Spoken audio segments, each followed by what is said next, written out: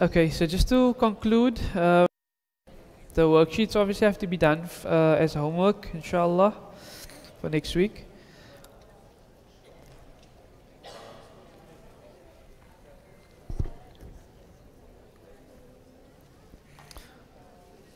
Okay, so just to conclude our class, inshallah, few words of Naseehah for myself, and hopefully you can benefit from it as well, inshallah. So something that I found to be very important and that we have to have a firm grasp of is that generally we understand these 5 pillars of Islam and there's the 6 pillars of Iman. We all know that. But there's something that we tend to at times neglect. And thus we go back to the basics, sometimes very important. So we have what is known as the pillars of Deen. And holistically looking at, you're going to have the pillars of Islam, you're going to have the pillars of Iman, and then you're going to have what is part and parcel of this, and that is Ihsan. This is something very important, and we'll go into some discussion now. So what happens is Rasulullah is sitting in Masjid al-Nabawi, and he's sitting with his companions, Sahaba radiallahu anhum, and an individual comes walking on. And Sayyidina Umar radiallahu anhu, he narrates this hadith and he says the person that comes in is Shadidu bayadi thiyab, he has a very, very white thobe. Wa shadidu sawadi sha'ar, and his hair is extremely black. La yura alayhi atharu safar, we don't see any signs of travel on him, so we don't know who this person is. And he comes, and as he's coming closer, he asks Rasulullah, A'adnu ya Rasulullah, can I come a bit closer? And Rasulullah gives him permission. And he asks again, can I come a bit closer? And Rasulullah gives him permission. Until eventually he sits right up to Rasulullah, and he sits rukbatayhi ila rukbatayhi. So he sits with his knees against the knees of Rasulullah, and he puts his hands on his own thighs like that. And he wants to ask Rasulullah a question. So he asks Rasulullah the first question, Mal Islam? What is Islam? And Rasulullah then explains, and we know the 5 pillars. Shahadatu an la ilaha illallah wa anna Muhammad Rasulullah wa tuqim as-salah, to establish the salah, wa tu'ti az-zakah, to give the zakah, wa tasuma Ramadan, to fast in the month of Ramadan, wa tahujja al-bayta in istata'ta ilay sabila, to go on Hajj if you are able to do so. So after explaining this individual that the Sahaba don't know who he is, he says, Saddaqta, you have spoken the truth. So the companions are confused.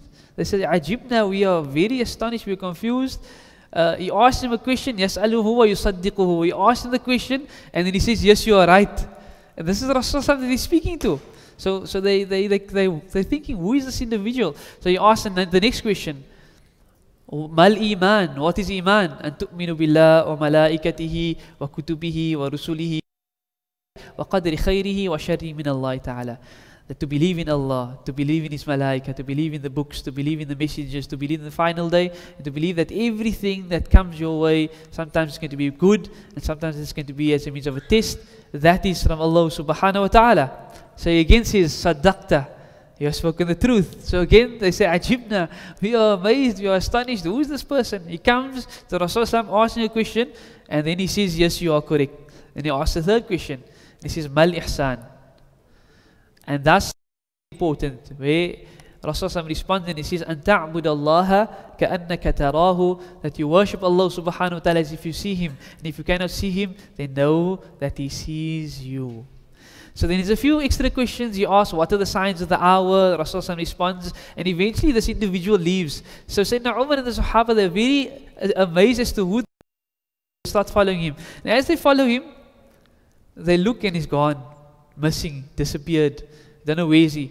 Come back to Rasulullah, asks, Atadruna man Isa'il, do you know who the questioner was? And they say, Allahu wa Rasulullah alam, Allah and His Messenger knows best. And Rasulullah says, Dhalika Jibreel, that was Jibreel alayhi salam, Atakum, he came to you, yu'allimukum deenakum, to teach you your deen. To teach you your deen. So Jibreel alayhi salam came in this beautiful form, spoke to Rasulullah. He did it in that particular fashion so that the Sahaba's attention will be drawn to what is being said. That whenever Rasulullah responded, he said, this is correct. Asked another question, this is correct. He asked the third question, Mal Ihsan, this is correct. And Rasulullah said at the end that he came to teach you your deen. So what is our deen? It has 3 pillars. Number one, it is our Islam, which is action, submission. Action, submission, submitting to Allah subhanahu wa ta'ala, making salah, giving zakah, fasting the month of Ramadan, going on hajj, saying with your tongue that I believe. Number two, iman. Iman is to believe in the heart. So it's not action, it's belief. Believing in Allah, believing in the malaika, believing in the books and so on and so forth. But then there's a third important pillar that has to be added, and that is ihsan. That is to work towards worshipping Allah subhanahu wa ta'ala if you see Him. So what has then happened is, the scholars have developed certain, via this particular hadith, they've developed it even further. And thus we will find that Islam, for example, it's the subject of fiqh. So whenever you're doing fiqh, you're doing, how do I practically apply my Islam in my life? And that is, how do I learn to make salah? How do I give zakah? What is the ratios and so on and so forth? How do I go on hajj? Iman has turned into a subject known as Aqidah or Tawheed. If you truly want to know the oneness of Allah subhanahu wa ta'ala and what your beliefs are. And then the third one is Tazkiyah and Tasawwuf. Tazkiyah and Tasawwuf. And so whilst we are able to make the salah, whilst we believe in our heart that I believe in Allah and so on and so forth, part of our deen, part of the pillars of our deen is that we need to be working on ourselves, we need to be working on our hearts. In our last session that we had, I went into some depth about how Rasulullah's mission was, يَتْلُو عَلَيْهِمْ آيَاتِهِ وَيُزَكِّيهِمْ, that they couldn't truly benefit from the ayat unless the process of purification took place. And here we find that it's part and parcel of our deen. It cannot be neglected. Jibreel came, وَيُعَلِّمُكُمْ دِينَكُمْ, and He came to teach you your deen. And part of deen is that process of purification. So we on our own need to be like we're making salah. But how are we going to improve our salah? Is when that connection with Allah subhanahu wa ta'ala is made stronger via the purification of the heart and via the purification of the soul. And so again, just in summary, Rasulullah gave 3 main advices as to how to go through this process. Number one, abundant dhikr of Allah subhanahu wa ta'ala. Saying subhanallah, saying alhamdulillah, this cleanses the heart. Rasulullah says that whenever you sin, then a spot goes onto the heart, until eventually the heart can be completely sealed. And no matter how much comes your way, it's like the cup that is turned upside down.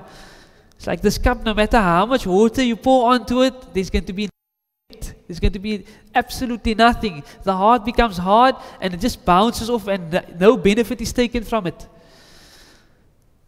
Allah subhanahu wa ta'ala says about the Quran, وَمَا يَزِيلُ الظَّالِمِينَ إِلَّا خَسَارًا, that this Quran didn't increase the wrongdoers except in their loss. So the Quran came to the believers, the disbelievers, they saw it, they heard it, but it didn't benefit them in any way. Now we don't want that to be our case, that we listen to the Quran, every Sunday we're coming, but we're not benefiting from it. We make dua that Allah subhanahu wa ta'ala grants us to take maximum benefit. إِنَّمَا الْمُؤْمِنُونَ الَّذِينَ إِذَا ذُكِرَ اللَّهِ, a true believer, when Allah's name is mentioned, وَجِلَتْ قُلُوبُهُم, something happens to his heart.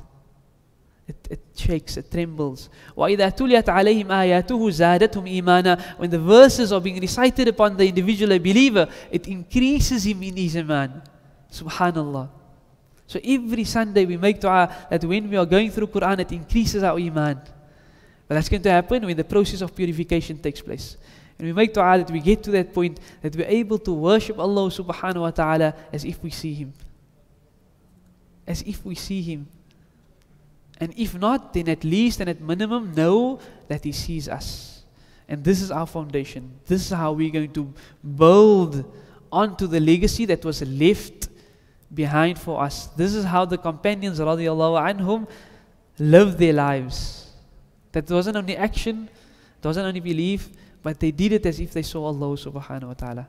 So number one is abundant dhikr. Number two, tilawatul Quran, reciting Quran with the objective of the purification of the heart. And number three, aktiru min dhikri hadi min ladat, often think of the cutter of worldly pleasures. Remember, you're going to stand in front of Allah subhanahu wa ta'ala. How is it that you want to stand in front of Him? And that will assist your action. I don't want to be answerable for certain things that I did. If I did it, Allah subhanahu wa ta'ala has opened the door of tawbah. We make tawbah. And then we try then to better our lives for the sake of Allah subhanahu wa ta'ala. And so just in conclusion, Allah subhanahu wa ta'ala says, يَوْمَ لَا يَنْفَعُ مَالٌ وَلَا بَنُونَ. There's going to be that day.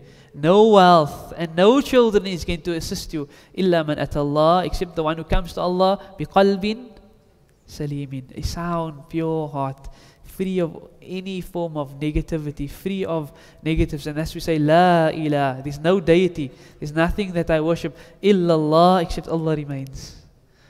And so, foundation, Islam is action. Iman is in our heart, but ihsan is understanding that Allah is watching me and that I can try to worship Allah as if I see Him.